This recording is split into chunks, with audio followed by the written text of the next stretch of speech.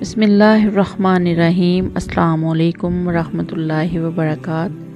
بیماری کو بھی اللہ کی نعمت سمجھیں اور اللہ کی طرف لوٹ جائیں۔ جیسا کہ سیدنا ابو ہریرہ رضی اللہ عنہما سے روایت ہے کہ نبی صلی اللہ علیہ وسلم نے فرمایا، مسلمان جب بھی کسی پریشانی، بیماری، رنج و ملال، تکلیف اور غم میں مبتلا ہو جاتا ہے، یہاں تک کہ اگر اسے کوئی کانٹا بھی چبھ جائے تو اللہ رب العزت اسے اس کے گناہوں کا کفارہ بنا دیتا ہے۔ سبحان اللہ۔ امام ابن تیمیہ رحمہ اللہ فرماتے ہیں، بہت سے مریض بغیر دعا کے ہی شفا یاب ہو جاتے ہیں، محض دعا قبول ہو جانے سے یا نفع مند دم کی وجہ سے یا دل مضبوط رکھنے اور اللہ پر کمال توکل کرنے سے۔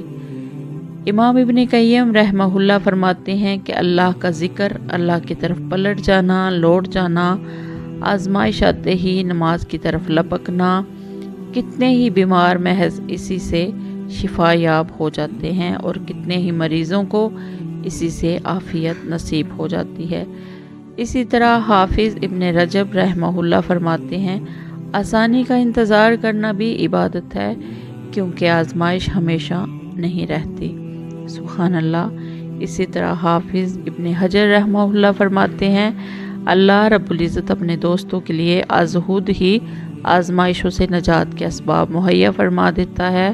بعض دفعہ آزمائش لمبی اس لیے ہو جاتی ہے کہ اللہ اپنے بندوں کی تربیت اور ان کے ثواب میں اضافہ کرنا چاہتا ہے۔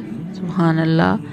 دعا ہے اللہ رب العزت ہمیں مکمل ایمان والا بنائے اور ہمارا شمار اپنے پسندیدہ بندوں میں فرمائے اور ہمارا خاتمہ ایمان پر ہو۔